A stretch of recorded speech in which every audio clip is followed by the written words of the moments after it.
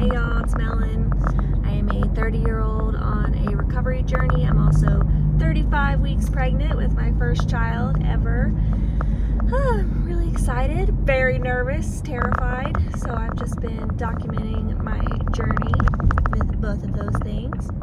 Right now I'm on the way to the OB for a checkup.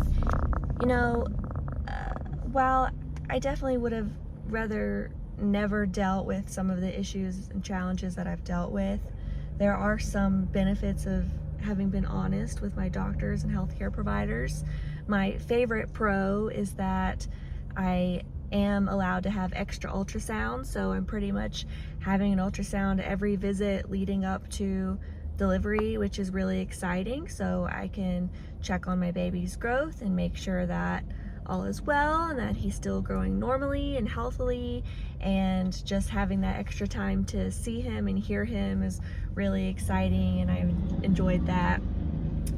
I also just have to say that, you know, I was terrified to ask for help. I was really scared. I didn't know what to expect. I had a lot of suspicions and paranoia about the system, the healthcare system, the government systems and CPS, and I just could not have imagined that it would go this smoothly. I would have asked for help a lot sooner if I had known that it was going to work out so well, and that honestly the medication that I'm on has been a godsend too, because it helps with cravings. I don't have to deal with just the horrible reality of detox and withdrawal that would be, I mean, I don't know if you've never dealt with something like that. Imagine like the worst flu you've ever had with like chills and puking and body aches and sweats, and multiply that times 10.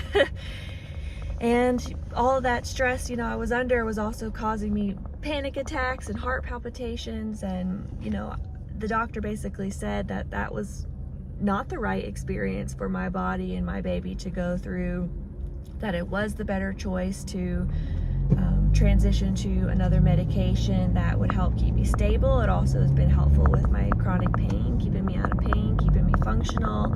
I haven't dealt with nausea the same way I have early in my pregnancy, so it's just been amazing.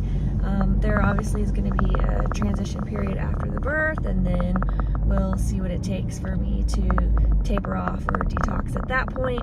But so far, I feel like I've made the right choice, and I'm doing everything I can to stick to it and do what my healthcare providers recommend. So I'm looking forward to seeing my baby again today and sharing that with you guys.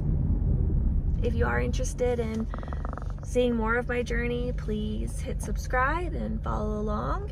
If you've got any feedback or advice for me, I really appreciate any comments or engagement. So thanks so much. We'll see you soon. Alrighty, I just pulled up to the OB. Hopefully they let me record a little bit so I can show you a snapshot of the ultrasound and hear my baby's heartbeat and see how he's looking and growing. So we'll see you then.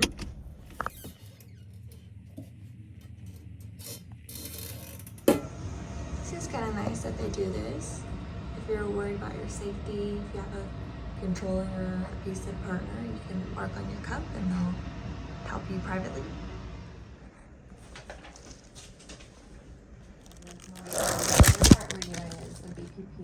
Biophysical profile, so that's where we want baby to do certain things within 30 minutes. Okay. Yeah, there we go. That's a good little body movement. Look at you go. Very good. You got some good arm movements. Yep. Good body movement. The last thing I need is practice breaths, and that is, if we're waiting for something, it's usually that, because that we just kind of have to wait on see who does it. Okay. When I'm looking for breathing, I like to hang out in this area just because we're a little further away from the heart. You can see the kidney really well, and even when we're breathing, see how that you can see the diaphragm move for just a second there. Even when it's very subtle, you'll see that little kidney slide back and forth. So it's just a really nice place to look for breathing. But that little diaphragm movement was just him moving, it wasn't breathing. Yeah. Oh, Yeah, how's we're that? moving now. touching. Oh, here comes that face. She's going like this. I put that hand right in the way. Oh, we got pictures of baby. Look how cute he is. This one has his nose, his little nostrils and cheeks.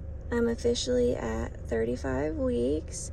He is 5 pounds 9 ounces, which is the 39.9th, 40th basically percentile, so he's right on track.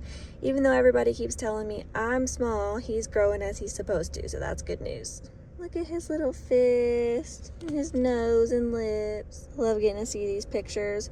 I just pray at this point that he comes out normal, developmentally and physically. My husband likes to pick on the fact that he probably has my overbite.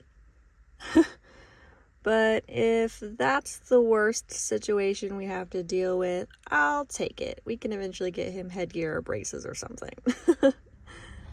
Today they did do some extra tests called the biophysical profile, where in addition to measuring him and checking out, his kidneys and his stomach and his head and brain and everything like that, they also were checking to make sure that he did certain things within a 30-minute time frame, like certain movements or practice breaths, and he scored an 8 out of 8, so I'm feeling good about that. They said that he's growing on track and everything seems to be normal as expected.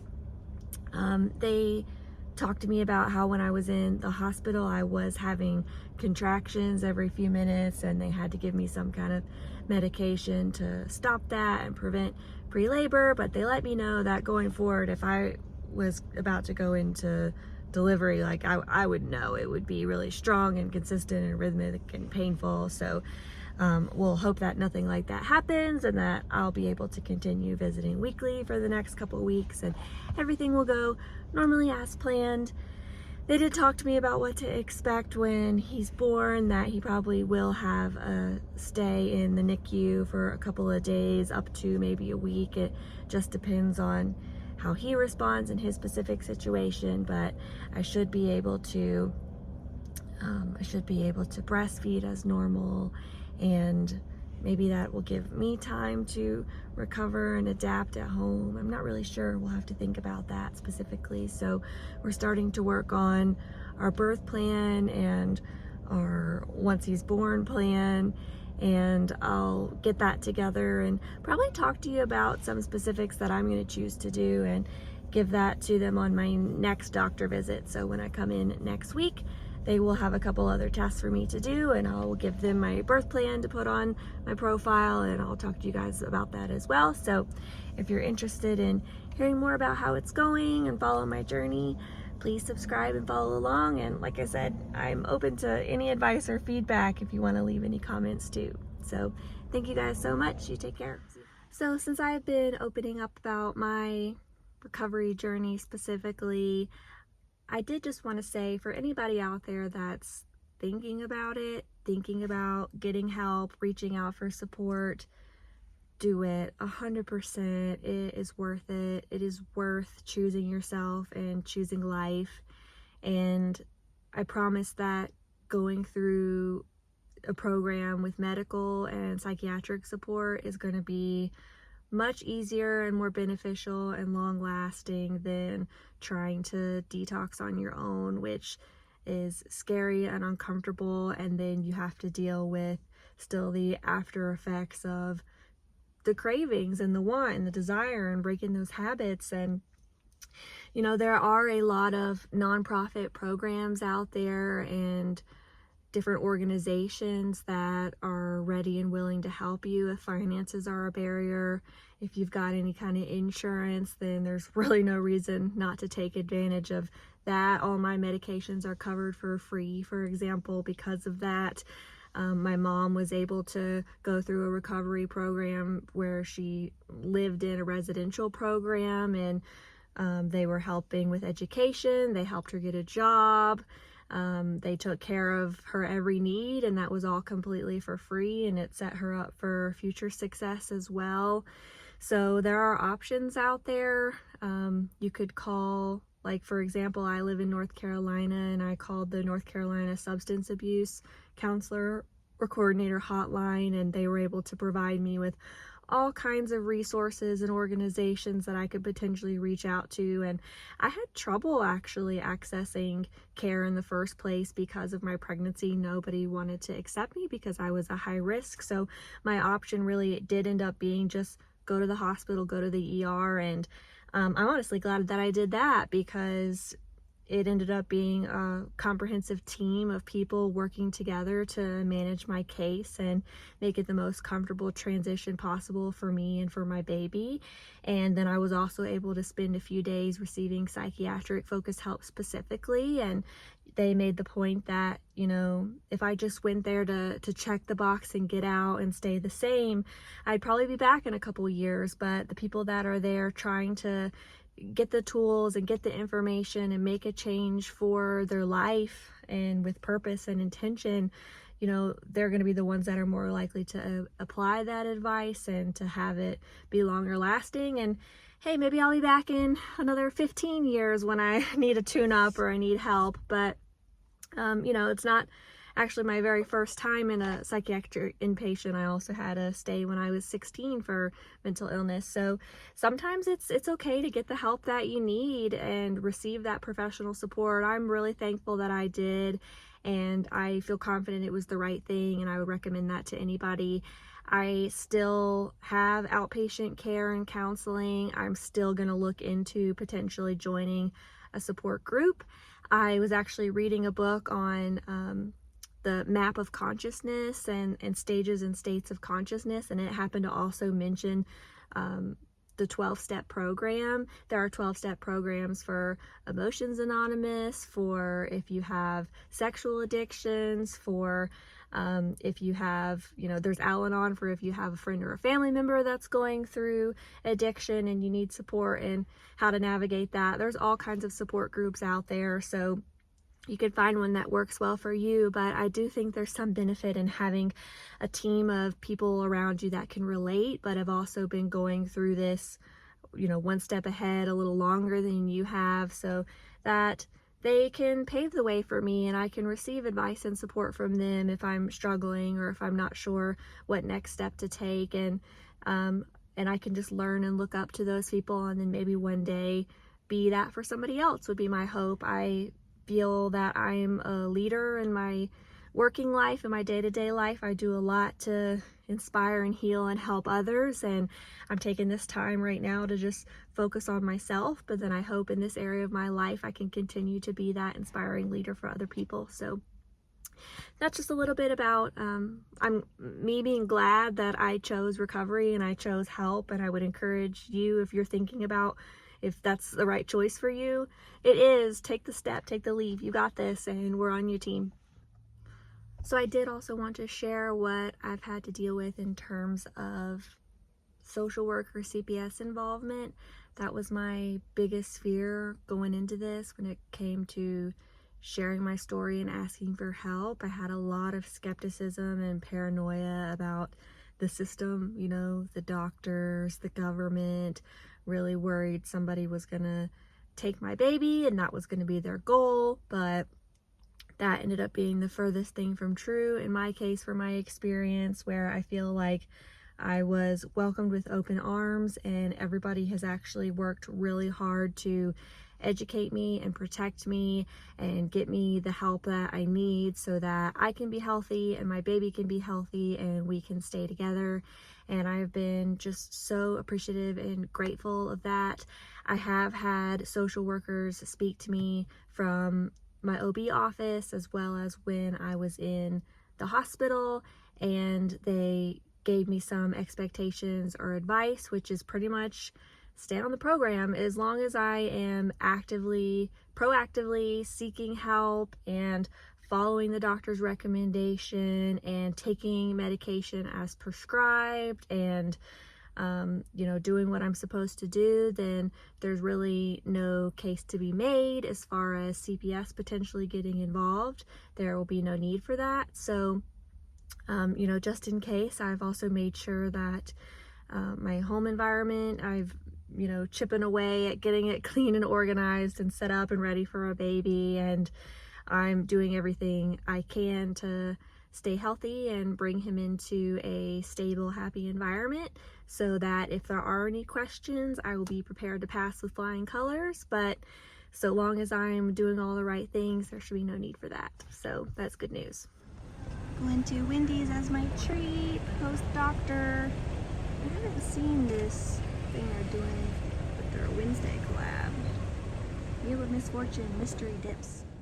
So I just got Wendy's as a special treat. I don't always eat fast food, but when I do, I love Wendy's. I just love some of the things that they offer. It is not cheap though. So I wanted to walk through some of my favorite things that I get. I got everything that I was craving. I absolutely am not going to eat it all right now. So some of the things I'll eat now that's hot, and some things I'll tell you about that I'll save, that we keep for later. So I get a kid's meal typically with chicken nuggets and fries, and I also get, instead of a drink, I get a junior Frosty because I like to dip my fries in my Frosty. Some people think that's weird. I think it's incredible. Probably what's weird is that I also like to dip my chicken nuggets in my Frosty. So if you never tried that and you like the sweet, salty combination, hot, cold combination, I would definitely recommend that. I'm also a kid at heart, so I love that it comes with a little toy. This one is a potato head, which is cute.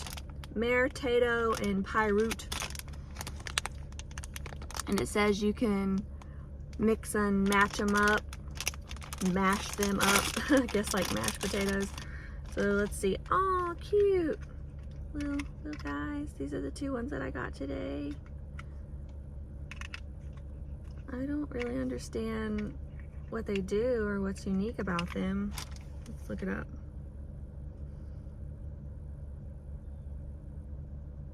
Looks like maybe their pieces are supposed to come. Oh, okay, yeah. You can change off their faces and give them different hats or looks. Switch them up like that. Anyway, fun, right?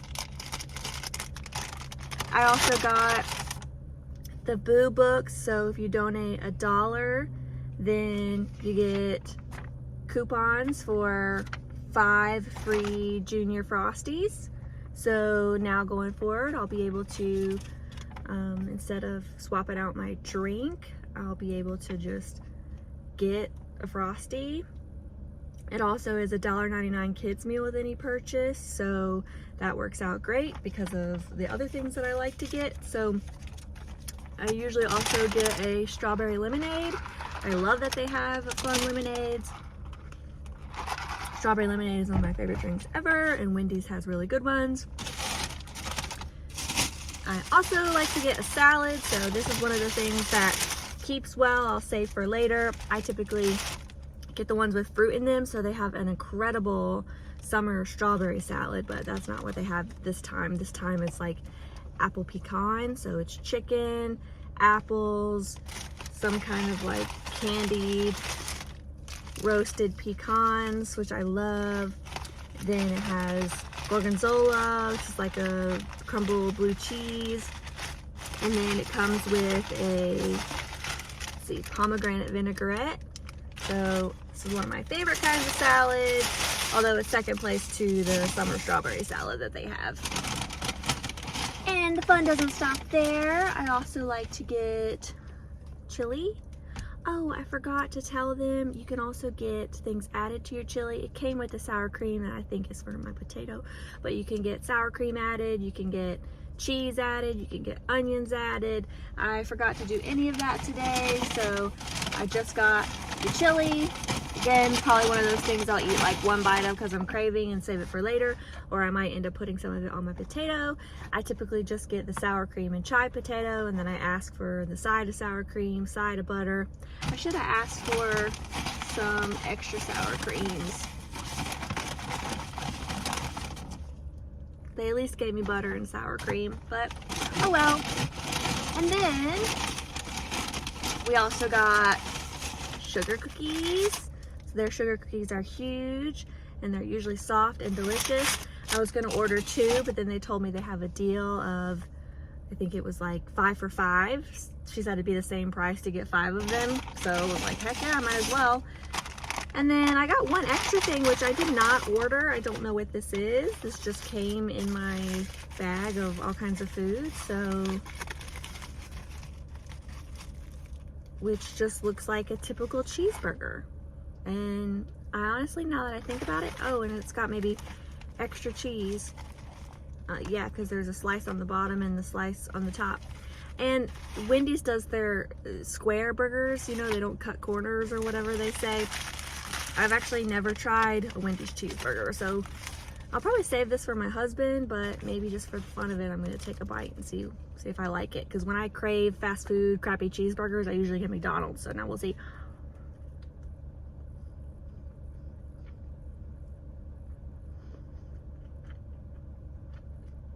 That's actually pretty good. I think that could hit my fast food craving. I think the bun is better than McDonald's.